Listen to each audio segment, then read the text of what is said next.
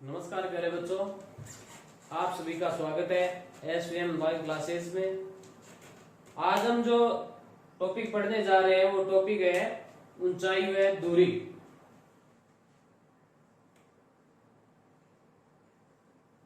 ऊंचाई व दूरी, हाइट एंड डिस्टेंस। ये 8वां चैप्टर है हमारी किताब में। तो ये जो चैप्टर है वो टोटल 3 नंबर का है। कितने नंबर का है? 3 नंबर का। एक ही क्वेश्चन आएगा इसमें से। अब चलो स्टार्ट करते हैं ऊंचाई व दूरी। ऊंचाई व दूरी में सबसे पहले दो कोण काम में लेते हैं हम। कौन कौन से? एक तो लेते हैं उन्नयन कोण और दूसरा लेते हैं अवनमन कोण। अब देखो उन्नयन कोण कौन सा होता है और अवनमन कोण कौन सा होता है। मान लो कोई धरातल है, ये धरातल है ए बी, ठीक है। इस बिंदु ए पर कोई स्तंभ है, खंभा मान लो कोई ए सी कोई खंभा है। मान लो यहां पर कोई आंख है, यहां पर कोई प्रेक्षक खड़ा है। वो प्रेक्षक क्या कर रहा है कि यहाँ पे खड़ा खड़ा कहां देख रहा है? इस खंबे के ऊपरी सिरे को देख रहा है, यानी सी को देख रहा है। किसको देख रहा है? इस सी को देख रहा है, ऊपरी खंबे को। खंबे का जो ऊपरी सिरा है उसको देख रहा है। तो ये किधर देख रहा है? धरातल से ऊपर की ओर देख रहा है। कहां देख रहा है? धरातल से ऊपर की ओर, इस दृष्टि रेखा से देख रहा है। ये समझ में आई बात? तो ये जो कोण बन रहा है, ये कोण क्या बन रहा है? मानो थीटा बन रहा है। ये कोण बन रहा है उन्नयन कोण। तो उन्नयन कोण की परिभाषा क्या हो गई? जब कोई वस्तु, उन्नयन कोण की परिभाषा हो गई जब कोई वस्तु आंख से ऊपर की ओर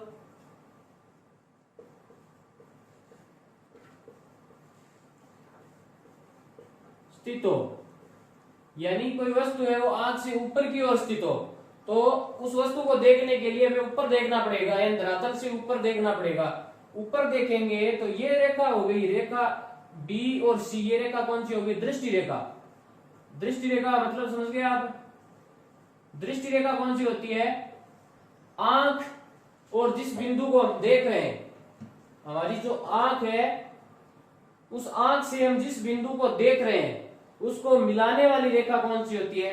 दृष्टि रेखा होती है। और ये क्या है? धरातल है।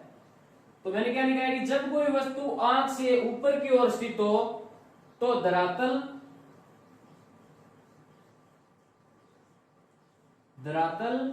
व दृष्टि रेखा के मध्य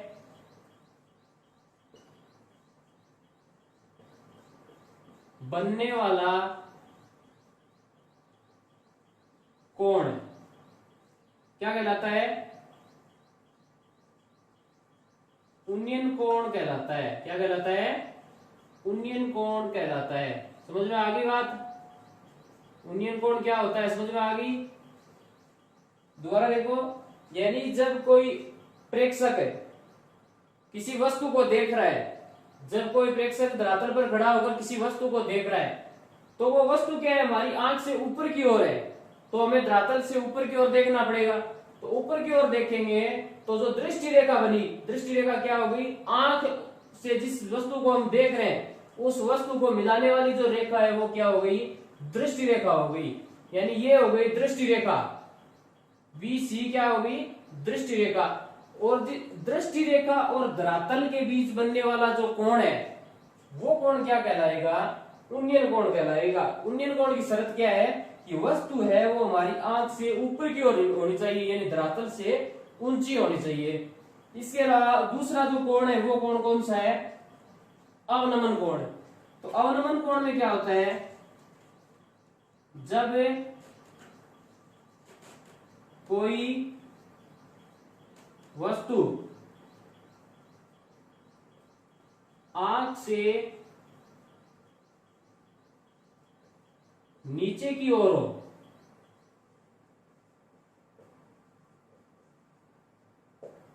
नीचे की ओर होने का मतलब है अब जो प्रेक्षक है वो कहां पर है, यहां पे है, यानी प्रेक्षक यहां से देख रहा है,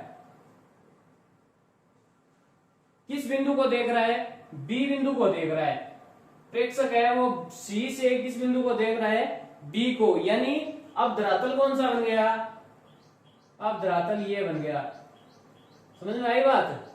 अब धरातल कौन सा बन गया, ये बन गया धरातल।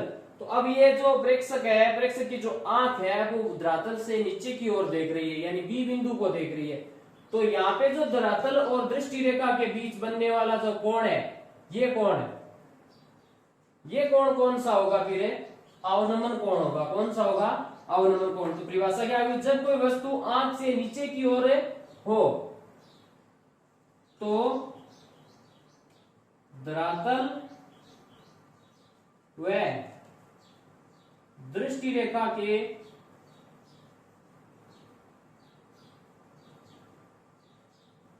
मध्य का कोण क्या कहलाता है, अवनमन कोण कहलाता है। क्या कहलाता है, अवनमन कोण कहलाता है। समझ में आ गई बात? उन्नयन कोण और अवनमन कोण दोनों समझ में आ गए। यानी उन्नयन कोण क्या होता है, जब कोई वस्तु आंख से का मतलब धरातल से, आंख से ऊपर की ओर स्थित हो तो धरातल व दृष्टि रेखा के मध्य बनने वाला कोण क्या कहलाता है, उन्नयन कोण कहलाता है। समझ में आई बात? ये धरातल है ए बी, यहाँ बी पर किसी प्रेक्षक की आंख है जो किसे देख रही है, किसी खंबे के ऊपरी सिरे सी को देख रही है। तो ये धरातल है और ये दृष्टि रेखा हो गई। दृष्टि रेखा क्या होती है, आंख और आंख जिस बिंदु को देख रही है उस बिंदु को मिलाने वाली जो रेखा होती है, आंख और उस बिंदु को मिलाने वाली रेखा, वो क्या होती है, दृष्टि रेखा होती है। तो इस दृष्टि रेखा और धरातल के मध्य का जो कोण है वो क्या होता है, उन्नयन कोण होता है। दूसरा है अवनमन कोण। अवनमन कोण की परिभाषा क्या है कि जब कोई वस्तु आंख से नीचे की ओर हो, आंख से किधर नीचे की ओर। उन्नयन कोण में क्या होती है, आंख से ऊपर की ओर। अवनमन कोण में क्या होता है, इसका उल्टा होता है, यानी आंख से नीचे की ओर हो। यानी अब आंख कहां पे है, किसी स्तंभ के ऊपरी सिरे पर, यानी ये जो प्रेक्षक है वो ऊपर से नीचे की ओर देख रहा है। यानी अब जैसे उदाहरण के तौर पर हम किसी छत पर खड़े हैं, उस छत से किसी वस्तु नीचे धरातल पर पड़ी किसी वस्तु को देख रहे हैं, तो धरातल और हमारी आंख के बीच जो कोण बन रहा है वो कौन सा होगा, अवनमन कोण होगा। और अगर हम किसी धरातल पर खड़े हैं और किसी छत को देख रहे हैं या फिर किसी टावर के सिरे को देख रहे हैं, तो हमारे जो दृष्टि रेखा है उस दृष्टि रेखा और धरातल के मध्य जो बनने वाला कोण है वो कौन सा होगा, उन्नयन कोण होगा। समझ में आ गए दोनों? दृष्टि रेखा भी समझ में आ गई। चलो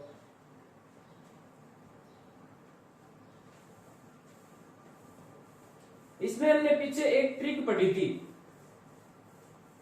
कौन सी ट्रिक है, लाल बट्टा कक्का वाली ट्रिक है। याद है ना, लाल बट्टा कक्का, लाल बटे कक्का। ये ट्रिक इस प्रश्नावली में भी काम आएगी। मुख्य रूप से 3 त्रिकोणमितीय अनुपात इसमें काम आएंगे, साइन थीटा, कोस थीटा और टेन थीटा, ये काम में लेंगे लगभग। तो साइन थीटा बराबर क्या होता है, लंब बटे कर्ण, और कोस थीटा बराबर क्या होता है, आधार बटे कर्ण, और टेन थीटा बराबर क्या होता है, लंब बटे आधार। समझ में आ गई बात? ये काम में लेंगे अब आगे। चलो अब क्वेश्चन करते हैं, इससे संबंधित कुछ क्वेश्चन है वो देखो।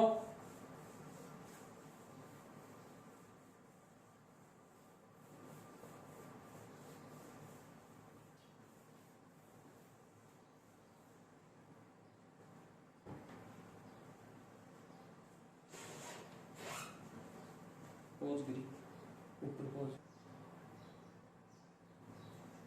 चलो पहला उदाहरण करते हैं।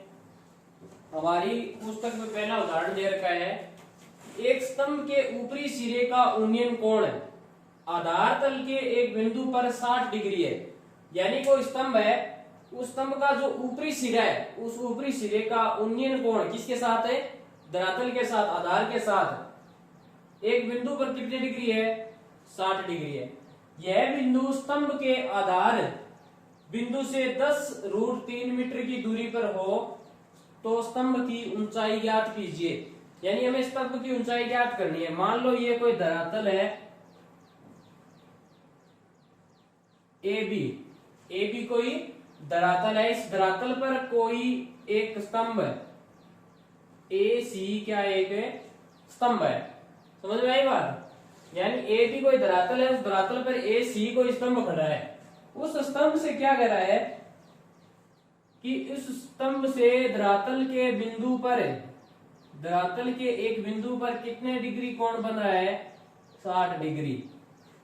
ये जो कोण है उन्नयन कोण, ये कितने डिग्री बन रहा है? 60 डिग्री बन रहा है। समझ में आई बात? इसके अलावा क्या कह रहा है कि ये जो, यदि यह बिंदु स्तंभ के आधार, स्तंभ का आधार कौन सा है? A, स्तंभ के आधार बिंदु से 10√3 मीटर की दूरी पर हो, यानी ये बिंदु है B बिंदु, ये B बिंदु A से कितनी दूरी पर है? 10√3 मीटर की दूरी पर है। ये दो चीजें हमें दे रखी है, एक तो उन्नयन कोण दे रखा है 60 डिग्री और एक दे रखी है हमें ये दूरी कितनी? 10√3 में। आगे ज्ञात क्या करना है हमें? ज्ञात ये करना है कि स्तंभ की ऊंचाई ज्ञात है कीजिए, यानी AC, ये स्तंभ की ऊंचाई ज्ञात करनी है, हाइट ज्ञात करनी है। तो चलो देखो, हमारे पास आधार है, लंब है। आधार और लंब हम किस त्रिकोणमिति अनुपात में काम में लेते हैं? देखो लाल बट्टा का जो ट्रिक है उसको देखो, किस में काम में लेते हैं? tan थीटा में काम में लेते हैं। लेते हैं कि नहीं लेते? लेते हैं। तो हम त्रिभुज ले, त्रिभुज ABC में, त्रिभुज ABC में, त्रिभुज हमेशा समकोण होगा, त्रिकोणमिति हमेशा समकोण त्रिभुज में लागू होती है। तो त्रिभुज ABC में tan थीटा बराबर क्या होगा? tan थीटा बराबर क्या होता है? आधार बटे, सॉरी लंब बटे आधार होता है। क्या होता है? लंब बटे आधार होता है tan थीटा बराबर है। तो यहाँ पे लंब तो है AC और आधार है AB। तो tan थीटा का मान कितना है हमारे पास? 60 डिग्री। और AC का मान हमारे पास कितना है? H, जो हमें ज्ञात करना है। और AB का मान कितना है? 10√3। समझ में आई बात? यानी आधार, लंब बटे आधार होता है। लंब यहाँ पे AC और आधार है AB। तो AC का मान हमें H, जो जिसकी हाइट हमें ज्ञात करनी है, और आधार दे रखा है हमें 10√3। तो tan 60 का मान कितना होता है? देखो सारणी में tan 60 का मान होता है √3। कितना होता है? √3 बराबर है H बटे 10√3। अब देखो इसके बट्टे में एक है, क्रॉस मल्टीप्लाई करो,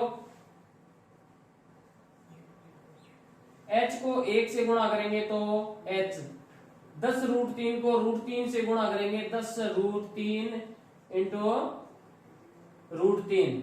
H बराबर है 10 इंटू √3 को √3 से गुणा करेंगे तो 3। H का मान कितना आएगा?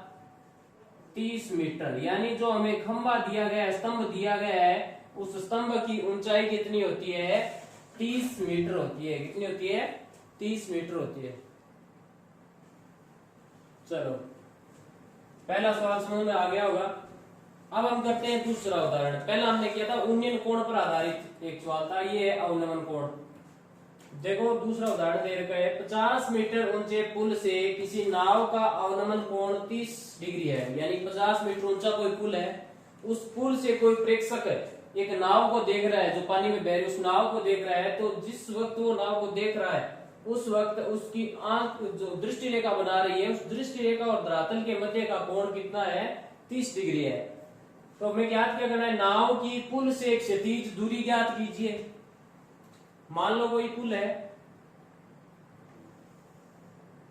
ये कोई पुल है ए बी, समझ में आई बात। यहां पे कोई नाव है,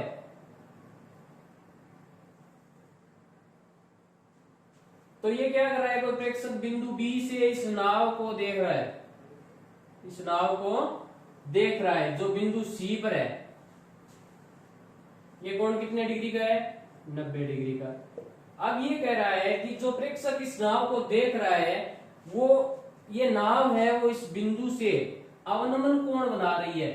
कौन सा कोण बना रही है, अवनमन कोण। कितने डिग्री, 30 डिग्री। समझ में आई बात। अवनमन कोण कितने डिग्री बना रही है, 30 डिग्री बना रही है। तो अब हमें ज्ञात क्या करना है कि इस पुल से, ये पुल है ए बी, इस पुल से क्षैतिज दूरी ज्ञात करनी है नाव की, यानी इस पुल से ये नाव कितनी दूरी पर है। समझ में आई बात। तो पुल की ऊंचाई दे रखी है हमें कितनी, 50 मीटर दे रखी है। कितनी दे रखी है, 50 मीटर दे रखी है। अब देखो ये कोण दिया है हमें 30 डिग्री, तो ये कोण कितना होगा, 30 डिग्री होगा। क्यों, एकांतर कोण, ये दोनों क्या है, एकांतर कोण है। एकांतर कोण में क्या होता है, जेड की आकृति बनती है, तो ये कोण और ये कोण क्या होते हैं, एक दूसरे के बराबर होते हैं। तो ये 30 डिग्री है, तो ये भी कितना होगा, 30 डिग्री होगा। समझ में आई बात। एकांतर कोण से ये कोण कितने डिग्री हो गया, 30 डिग्री हो गया। अब हमारे पास h का मान है, h का मान कितना है, 50 डिग्री, और ये मान ज्ञात करना है हमें। तो इस मान हमें मान लिया, इसको x मान लिया। क्या मान लिया हमने, x मान लिया। x का मान ज्ञात करना है। तो देखो आधार दे रखा है, ऊंचाई दे रखी है लंब, तो हमें मान किसका ज्ञात करना है, आधार का ज्ञात करना है। तो त्रिभुज ए बी सी में, त्रिभुज है ए बी सी में, त्रिभुज ए बी सी में देखो tan थीटा बराबर है लंब बटे आधार होता है, लंब बटे आधार होता है। तो लंब है इसमें ए बी और आधार है ए सी। समझ में आया। tan थीटा का मान है 30 डिग्री बराबर है ए बी का मान है 50 मीटर बटे ए सी हमने क्या माना है, x माना है।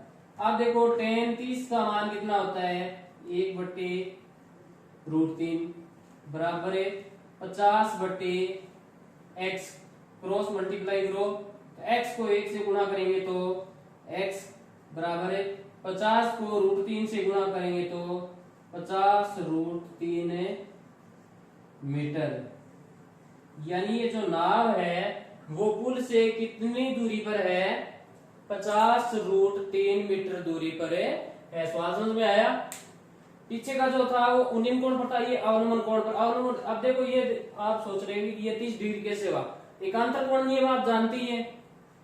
एकांतर कोण नियम में क्या होता है, जेड की आकृति बनती है, तो जो अंतः कोण है वो बराबर होते हैं, जो बाह्य कोण है वो बराबर होते हैं। तो ये जो जितने डिग्री का कोण होगा उतना ही ये होगा। ये दो समांतर भुजाएं हैं ए बी और सी डी, दो ए बी समांतर है सी डी। तो कोई ऐसी भुजा या ऐसी कोई रेखाखंड है जो इन दो समांतर भुजाओं को काटती हो, तो ये क्या कर रही है, बी ये भुजा है, ये क्या कर रही है, इन दोनों भुजाओं को, दोनों रेखाखंडों को काट रही है। तो ये कौन सी आकृति बन रही है, जड़ की आकृति बन रही है। तो जड़ की आकृति बनेगी तो ये दोनों कोण क्या होंगे, एक दूसरे के बराबर होंगे। समझ में आया बात। तो इस त्रिभुज में हमने क्या लिया, आधार दे रखा है, लंब दे रखा है। तो आधार और लंब किस में काम में लेते हैं, tan में काम में लेते हैं। tan थीटा बराबर क्या होता है, लंब बटे आधार। तो इसमें लंब है ए बी और आधार है ए सी।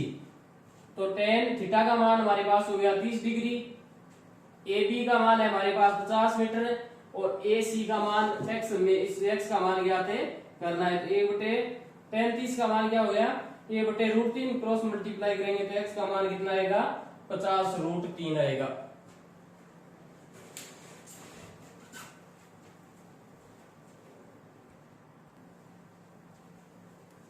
अगला जो उदाहरण है वो ये है 3 नंबर उदाहरण की एक समतल जमीन पर 1.5 मीटर लंबे छात्र की छाया की लंबाई 1 मीटर है, यानी 1.5 मीटर लंबा कोई छात्र है, वो खड़ा है, तो उसकी छाया कितने मीटर की बन रही है? 1 मीटर की बन रही है। उसी समय एक मीनार की छाया की लंबाई 5 मीटर है, तो मीनार की ऊंचाई ज्ञात कीजिए। यानी पहले कोई छात्र है, उस छात्र की लंबाई कितनी है? 1.5 मीटर है। कितनी है? 1.5 मीटर। उसकी छाया बन रही है 1 मीटर की। कितनी बन रही है? 1 मीटर की। समझ में आई बात? उसकी छाया कितने मीटर की बन रही है? 1 मीटर की। ये कोण मान लिया हमने क्या है? थीटा कोण है। तो त्रिभुज ए बी सी में, त्रिभुज ए बी सी में tan थीटा बराबर है लंब बटे आधार। तो लंब कितना है? कौन सा है? ए बी बटे आधार कौन सा है? ए सी। तो tan थीटा बराबर क्या आ जाएगा? 1.5 बटे 1, यानी tan थीटा बराबर है 1.5। समीकरण नंबर 1। अब चलो ये कह रहा है कि कोई मीनार है, उसी वक्त कोई मीनार है पी क्यू, उस मीनार की जो छाया बन रही है उस छाया की लंबाई है 5 मीटर। कितनी है? 5 मीटर। ये कौन है? थीटा। तो हमें उसी वक्त इस मीनार की ऊंचाई ज्ञात करनी है, एच। मीनार की ऊंचाई ज्ञात करनी है, लंब और आधार है। तो त्रिभुज पी क्यू आर में, पी क्यू आर में tan थीटा बराबर है पी क्यू बटे पी आर। पी क्यू बटे पी आर क्यों लिखा? क्योंकि लंब बटे आधार, लंब क्या है? पी क्यू है, और आधार क्या है? पी आर है। तो tan थीटा बराबर है पी क्यू का मान है एच, मान याद करना है, वो पी आर का मान है एच है। ये समीकरण नंबर है 2 बन गई। अब समीकरण 1 व 2 की तुलना करने पर, समीकरण 1 व 2 की तुलना करने पर, अब समीकरण 1 और 2 समीकरण है हमारे पास, इन दोनों समीकरणों की तुलना करेंगे। तो देखो इनमें जो बायां पक्ष लेफ्ट हैंड साइड है वो समान है tan थीटा, तो इसकी जो दायां पक्ष राइट हैंड साइड वो भी क्या होगी? समान होगी। यानी h बटे 5 बराबर क्या होगा? 1 बटे 5। h बराबर क्या आ जाएगा? 7.5 मीटर। यानी 5 को 1.5 मीटर से गुणा करेंगे तो h बराबर क्या आ जाएगा? 7.5 मीटर। तो ये जो मीनार है, मीनार की ऊंचाई कितनी होगी? अतः मीनार की ऊंचाई 7.5 मीटर है। अगला उदाहरण देखते हैं। किसी मीनार के आधार से ए और बी दूरी पर एक ही रेखा पर स्थित है, दो बिंदु क्रमशः सी व डी से देखने पर मीनार के शिखर के उन्नयन कोण एक दूसरे के पूरक हैं, तो सिद्ध कीजिए कि मीनार की ऊंचाई कितनी है? √a b है। कोई मीनार है,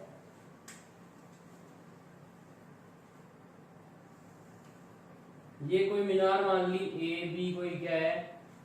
मीनार है। इस मीनार के धरातल आधार बिंदु से दो बिंदु है, एक बिंदु सी है और एक बिंदु डी है। दोनों बिंदुओं से मीनार के शिखर की ओर देख रहे हैं। तो जब मीनार की शिखर की ओर देख रहे हैं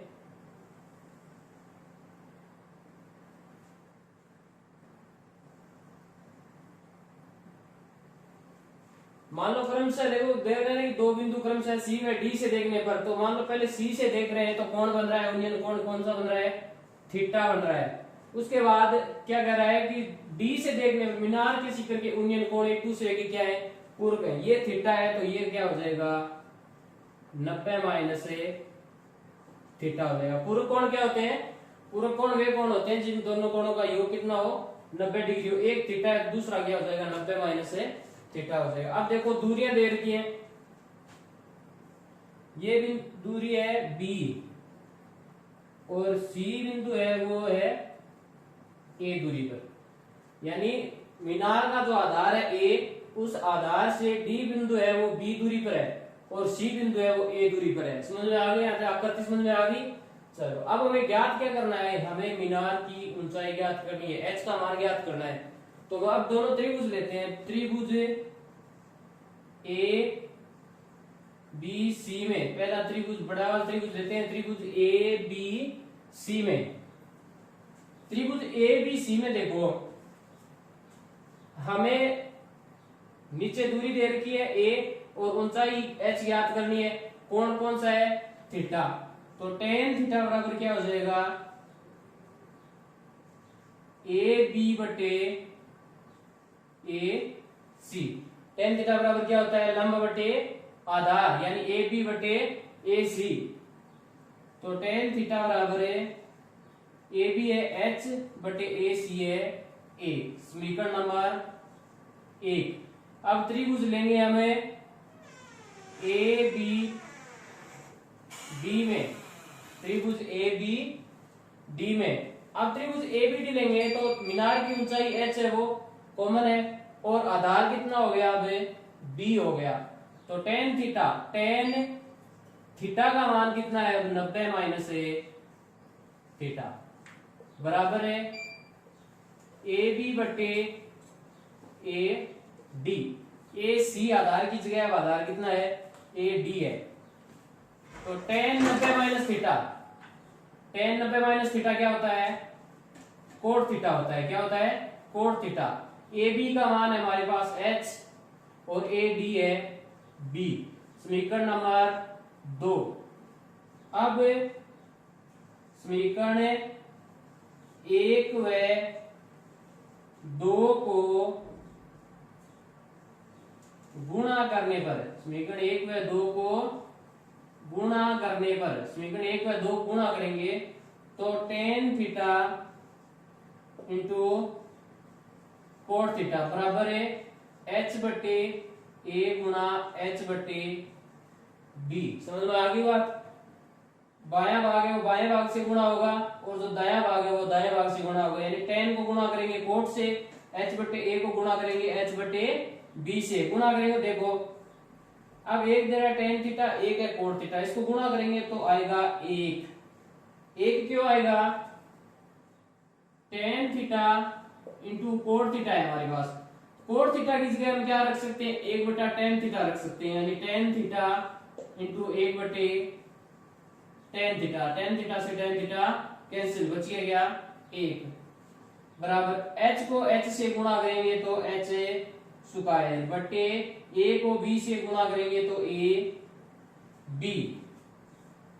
अब देखो इसके बटा में 1 लगाओ, क्रॉस मल्टीप्लाई करो, एच स्क्वायर बराबर क्या आ जाएगा ए बी आ जाएगा। एच बराबर है अंडर रूट ए बी, यही सिद्ध करना था हमें। समझ में आ गया सवाल। आज हमने स्टार्ट किया ऊंचाई व दूरी, इसके 4 उदाहरण कर लिए, बाकी की जो प्रश्नावली है वो करेंगे आगे। तब तक के लिए धन्यवाद।